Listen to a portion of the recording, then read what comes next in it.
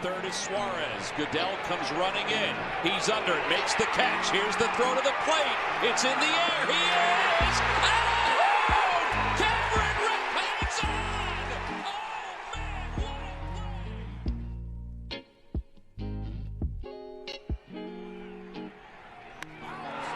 Deep to right field. Way and second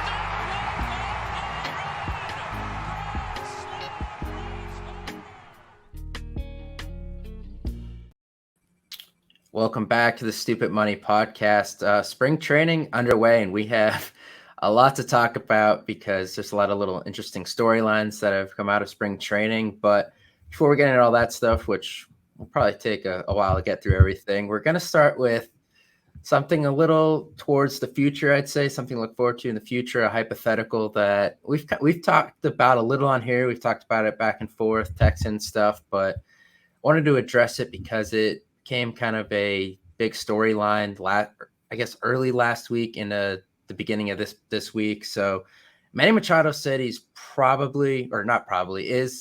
going to opt out of his deal with the Padres, and they're about, I think what it said, 140 million apart. He's looking for 10 for 400 million, somewhere in that range, which would take him, I believe, to his age, like 42 and a half, somewhere in there. So we're talking older than what the Phillies have for Harper and older than what the Phillies have for Turner. So that is deep to, that's going to be a long one, but just wanted to get your thoughts on, should the Phillies get involved with Manny Machado next offseason? I mean, he's good. He's really good, but I don't love Machado. He's a top third baseman in the league, definitely. And kind of listening to Dombrowski's press conference today, when he was asked about the Nola extension, he was kind of quick to say he's a guy we want to extend. And then he was asked about Reese, and he wasn't saying those types of things. Mm-hmm. So it seems like they may have a corner spot open next year. Yeah. But that's just so many guys. Granted, if it was Harper, Turner, and Machado, they're all worth those types of contracts. But having those three guys locked up until age 42, that really kind of confines how you build the rest of your team. Yeah, so a couple things, I guess. One, kind of at the end of what you just said there, the Phillies will be absolutely horrible in about 8 years, I would say, but they might win 2 or 3 World Series before we get to that point. So, I mean, it's kind of to me, a great example of this, different sport, different level, but Florida State in college football won that national championship with Jameis, and then we're awful for 5 years or so. It's do you take that trade-off? Is it worth it? And I guess it's something the Phillies have to ask themselves. Like you mentioned, I don't expect Rhys Hoskins to be back here.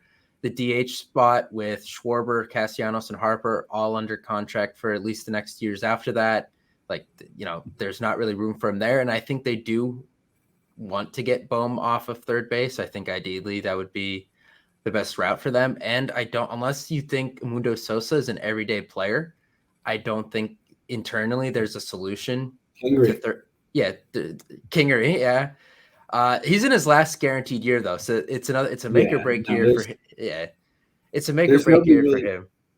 Although everybody says that they love that Hao-Yu Lee's bat in the minors, but realistically, I don't know how close he is to the majors. I think he's still in. I think he might still be in high A. I think so. And I don't think he. If you're talking about do we sign Machado or do we re-sign Hoskins? And you're no, we have Hao-Yu Lee. I don't really think that's the route they'd go. So yeah, I don't think anybody internally will kind of solve that issue next year. Yeah, and the thing on Lee, it sounds like he's a second baseman all the way. Doesn't have the strongest arm from the scouting reports I read. So then you're moving Stott back to third, where honestly he didn't look that great at times. I know he was a rookie, but I think second base is where he's the most comfortable and where the team is the most comfortable having him. So, I don't see that the internal solution there yet. So like Machado would make the lineup a lot more fun than it already is. Like it'd be crazy to think about Turner, Machado, Harper as your top three. Like we're talking greatest Phillies lineup ever. Like not even close at that point. You have three, Not pretty even much limiting it to the Phillies, one of the greatest lineups of all Yeah. time. Yeah, for sure. There's reasons why it makes sense. One, the opening. Two, if you don't get him, is he on the Mets or the Braves? And then you're gonna, You definitely run the risk of Cohen just not caring about anything. Yeah, that.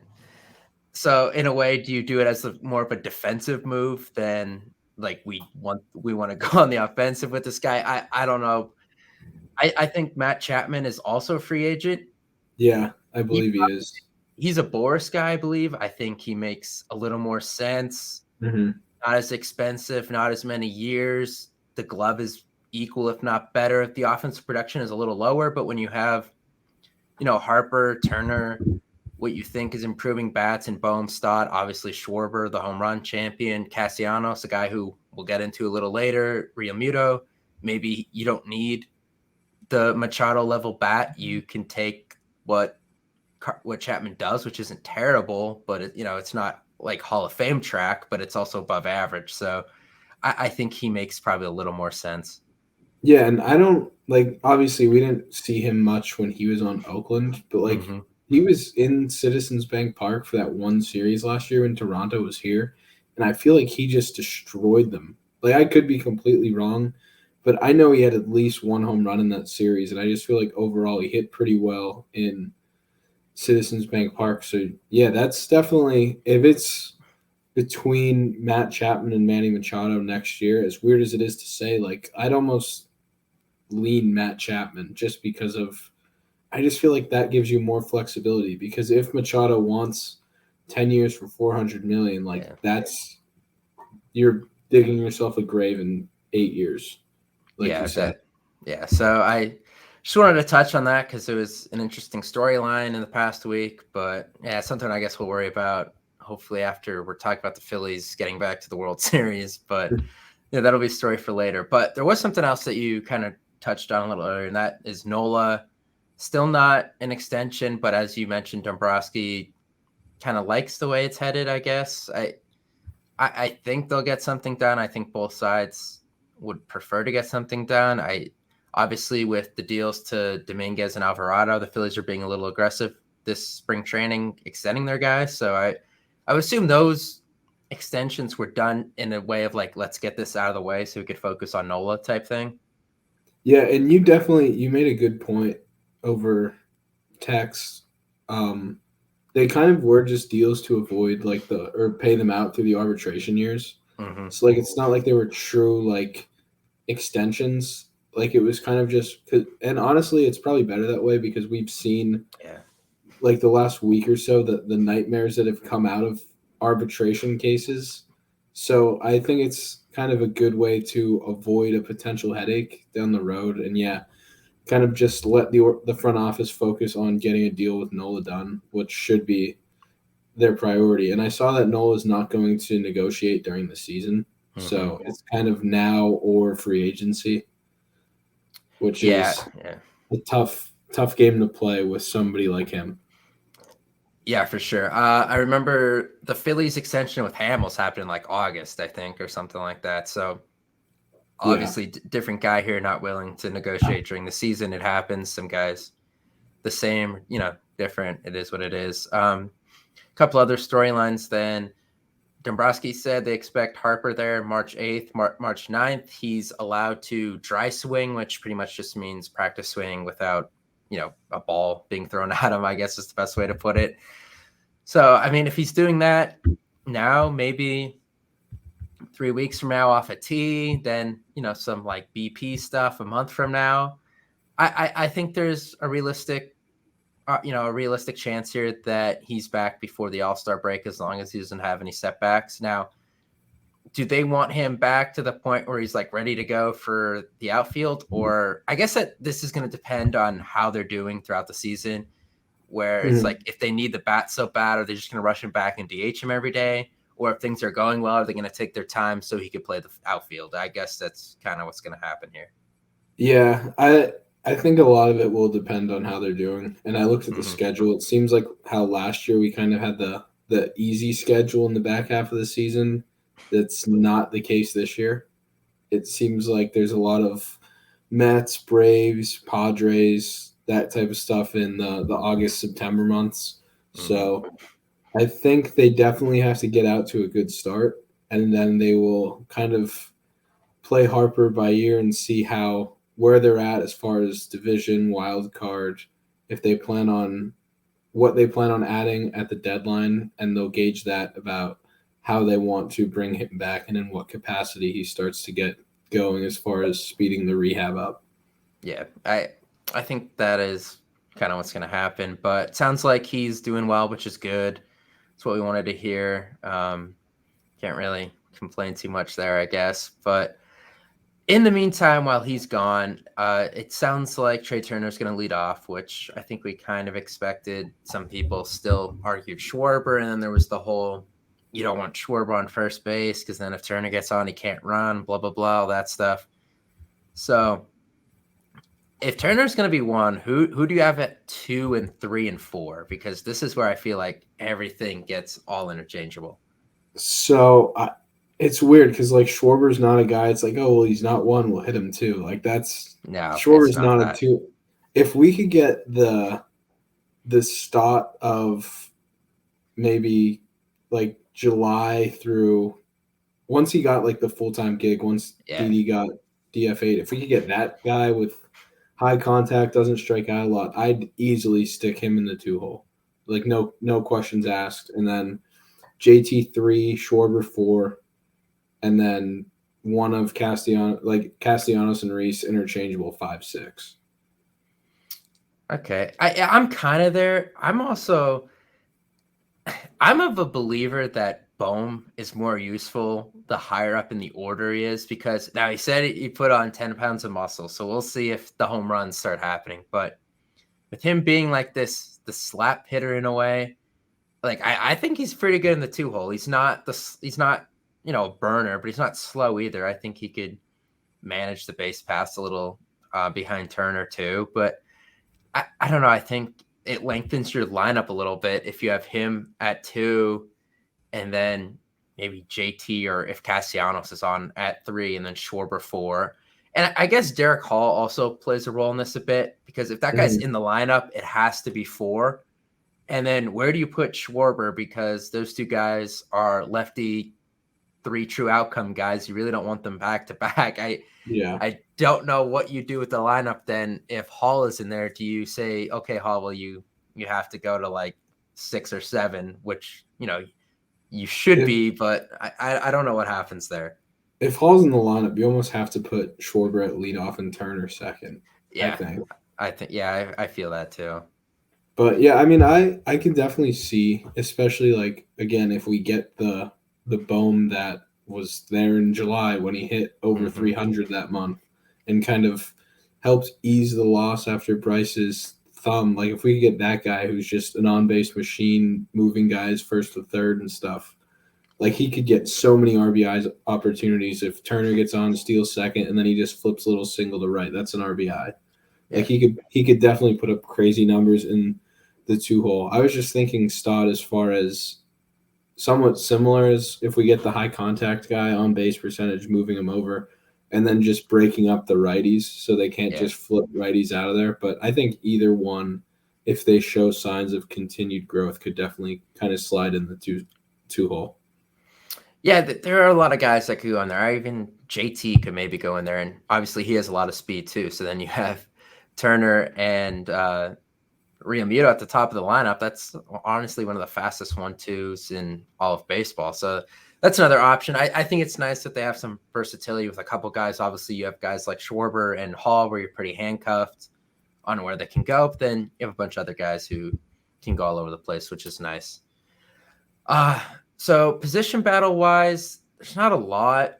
I guess is the best way to put it. Obviously, the 5th starter, I think it's a good thing when the 5th starter is like the biggest storyline coming out of camp, but I think it also says a lot about Andrew Painter because a lot of people want this guy to make the team for obvious reasons. So I'm interested to see if he gets in any games this weekend coming up. The Phillies have 3 because there's a split squad Saturday, I think. So gonna be some chances for him. I'm interested to see what happens there. I don't know what you think. If you think he's gonna make it out of camp, obviously a lot still has to happen. But I think he's in a way leaning towards being the favorite. The way everyone around camp is talking about him.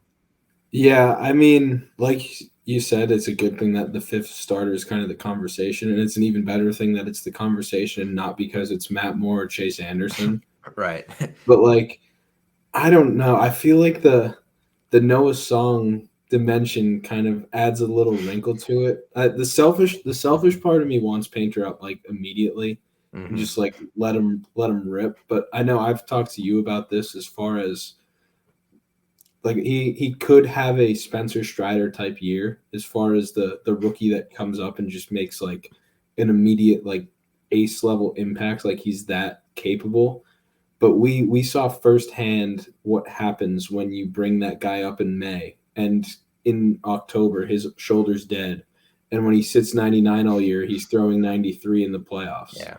So the selfish part of me wants him to break camp as the 5th guy, but I feel like they could potentially be wise to pump the brakes. And I know there were rumors like early in the offseason that Matt Strahm was only signing somewhere like he wanted to be a starter, and he signed with the Phillies and like nobody's even thought of him being a starter. And I definitely don't see him as a starter, but like that could be something that they look at if Falter has a rough camp and they don't want to rush Painter up, and all of a sudden instead of 1 bullpen spot open, you have 2 bullpen spot opens because Strom's in the rotation, you leave Painter down, and that could add a spot for a guy like Noah Song who you're trying to keep in the organization.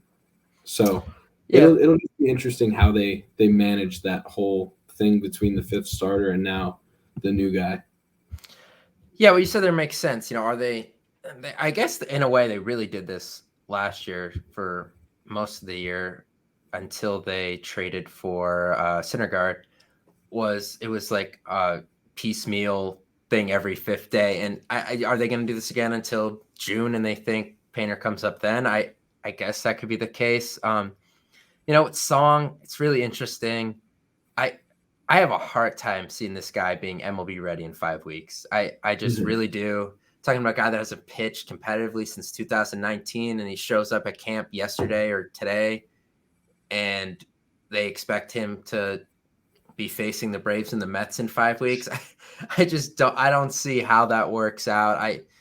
And unfortunately they can't do anything with him. Then he's gone. I think in a way, a lot of people were excited when he got off the list. I was not, because I thought there would be more opportunity for him next year when Kimbrel was gone and all that stuff. So in a way, I think he screwed both himself in the Phillies by getting this move to this year, especially so late in the process too, where it's already the end of February. Like it would have been different if this happened in December and then he had a full off season to do his normal planning and all that, work his arm up. So to me, I don't see this Song thing working out. Unfortunately, it's an interesting story. It's a little exciting, but I think, like you just said, that there is a way for them to make a space for the guy. I just don't see him getting to where he needs to be in time. No, I don't either. And like watching film on him, like when he was in college, like it stinks because the dude was filthy. Yeah. But like Dombrowski said today that like they got word that this was happening like a month or 2 ago, and he like just started long tossing a couple weeks ago. It's like how you can't expect him to go from long tossing within the calendar month to making a major league roster. Not like it's not even like like a competitive team coming off a World Series berth that added like $100 million in capital, like trying to make that roster in 5 weeks. Like it's just an impossible situation. Yeah, if this was like the 2017 Phillies, I think he'd almost be a lock to make the roster. But things are just so different now, where I just don't see it happening. Obviously, if the Phillies were, like you said, a rebuilding team, it would have been an experiment worthwhile. But with the way every game's going to matter to this team and every roster spot matters, especially early in the year when trying to make up for not having Harper, I don't see them going through an experiment unless he somehow ends up in 8 spring training games and doesn't give up a run or something. Like I really don't see a scenario where it works out for him here, and he probably ends up back on the Red Sox, or maybe they trade him. I don't know, but I feel like the Red Sox would be like the perfect team for him to kind of land on. Like I don't see how he doesn't end up on that roster. Yeah, it makes more sense for them to get their guy back and all that. So yeah, it's a fun story, but I'm not sure that's gonna go anywhere. It's a little unfortunate, but it is what it is. Moving on. So center field, we know they believe Marsh is gonna be an everyday guy. Like they think he could hit lefties. He's gonna be out there every day, which would be nice. It'd be nice to have an everyday guy out in center for the first time in what seems like since Shane Victorino. So it would be nice to finally have that. But obviously the backup position is just as important because we saw Marsh got banged up a little bit last year, that one game where he tried to rob a home run and came down funny on his knee and his ankle and all that. So injuries are going to happen. Obviously, no Bryce Harper. The Phillies corner infielder or outfielders are Castellanos and Schwarber, the two like most incapable guys playing center field ever. So not much there. And right now, I guess the only backup outfielder that's a lock maybe is Dalton Guthrie. So he's going to get some chances in center. It looks like Sosa is also going to get some chances in center. And then there's the X factor, which is Scott Kingery. So what do you think is going to happen there for the backup center field job? I don't hate Guthrie. Like if you're talking about like a late inning like corner defensive guy and then letting him play center field on days that Marsh needs off.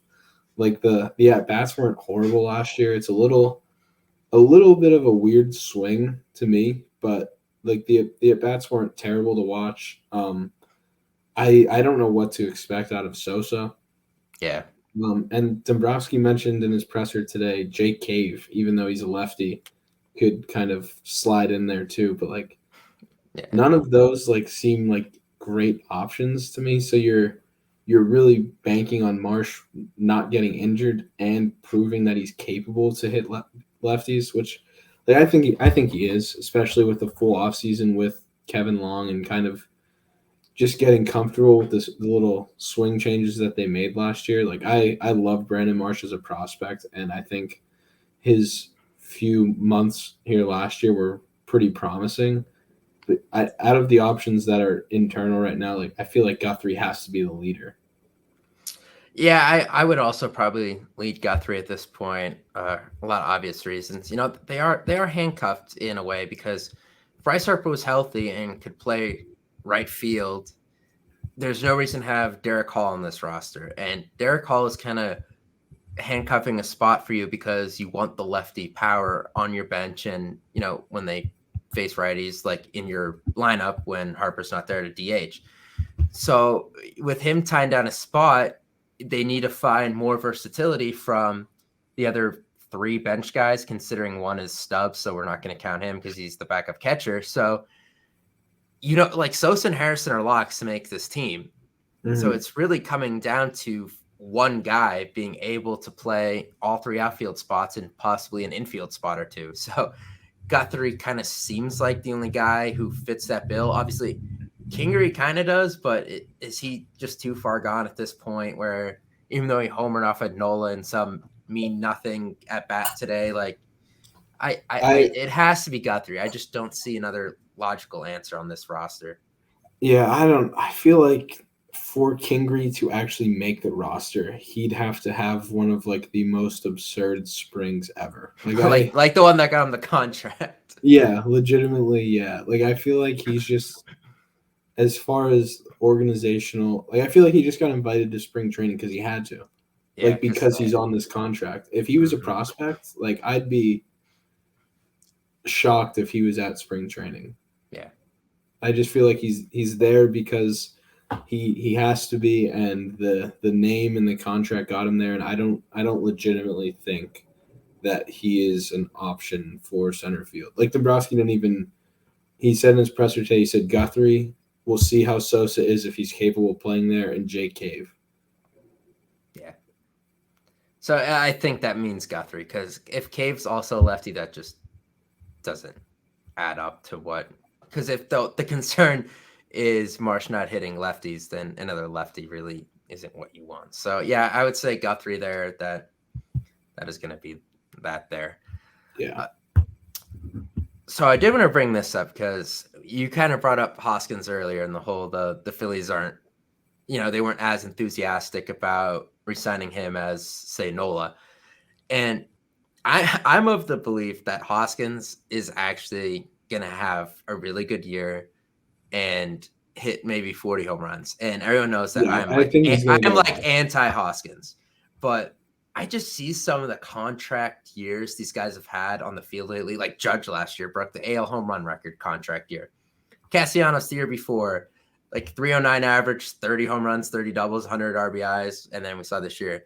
Kyle Schwarber, a career, 220 hitter, hit 265 or whatever in his contract year. Like, you're just seeing some of the things these guys do in contract years. Like, there is no doubt in my mind that Hoskins is bound to go down the same path. Yeah, if Hoskins hit like 265 with 35 home runs and like 30 doubles, I wouldn't be surprised in the slightest. Yeah.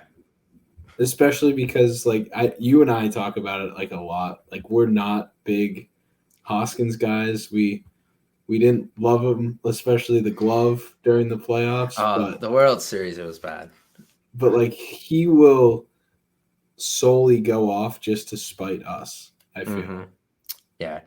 And I don't know if it's gonna talk them into re-signing him or what's gonna happen, but I can just feel it that he's gonna have a monster season. And look, they're gonna need it with Harper missing half the year. They're gonna need power to come from someone else. So if it comes, that's great. If then he becomes the cleanup hitter, look, that changes a lot of things for this team. If all of a sudden Hoskins is the cleanup hitter and Bryce is 4 and maybe JT's 2 and Nick's 5 and all this crazy, or Schwarber's 5 and Nick's 6, like all this crazy stuff that could happen. Yeah, so, my thing with Hoskins is like the production has been like fine. It's been good. He's been it's good. just when it's happened. The streaks kill me. Like the hot and cold streaks. He'll be hot for 1 week and then ice cold for 3. Yeah. And then you'll see the Boris contracts. They'll ask for like 5 years, like 180 million. Like it'll just be something crazy. And for what he's done, I don't think that's a realistic number for them. Yeah, I don't either. I do think 5 years is a good number. I think it's the money that's going to be the issue. Yeah, I think 5 years for Reese would be a good number. I mean, he doesn't deserve more than what Castellanos got, which was 5 for 100. No, and he's not better than him. What's the Matt Olson contract? What is that, like 180 or something like that? Yeah, that's what they're going to use as leverage. Because if you look at the numbers last year, as far as WAR and stuff like that, even though Olson's a much better defender throughout his career, like Hoskins probably had a better season than him last year overall, and that's the number that they'll go after. They'll compare it to the guy in his own division. Yeah, they will. So that is something that the spring training games haven't even started yet, but I'm calling that as like my lock of the year, that Hoskins gets close to 40 home runs and 120 RBIs or some crazy numbers. That it just seems like a lock to me at this point. Just a couple quick minor housekeeping things, I guess. Gregory Soto, the only player not outside of Harper, obviously, the only player not at camp yet because of a visa issue, which I don't know how this happens every year. It seems ridiculous that someone always has a problem with that. And they have to make a decision about him in the World Baseball Classic or something if he doesn't show up, like that he can't play in that and they want him in camp, or I'm not really sure what they said. They need to make a decision, but I didn't know what the decision meant. I think I saw the video of Thompson talking about it. I guess since they're doing all these live BP sessions with their arms, they like want him to face like professional level hitters or guys who are vying to make a roster. And they said that they're not worried about his program because he's like, they said he's like 10 or 15 minutes from the Phillies Dominican Academy. Okay. So like he's right there. So they have him on like the right program and stuff. It's just as far as facing live hitters and like an actual like pitching environment, not just like throwing bullpens to nobody. So I think they were deciding whether they want him to actually pitch in it, not for injury risk, but to actually get the like the high intensity actual at bat type exposure before the season starts. Gotcha. You know, I kind of hate that he's the guy having the issue because, as we've talked about, he's the guy they need to fix some things with.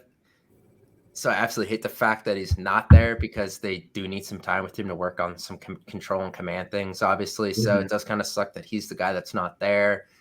But yeah, it is what it is at this point, I guess. Yeah, I would have loved for him to get with Cotham before the season, and I that's not like completely ruled out, but yeah, it would have been nice if he was there from the start. Yeah. Well, that's going to do it for this episode. Going to have a lot more to talk about in the coming weeks, so we'll see you then.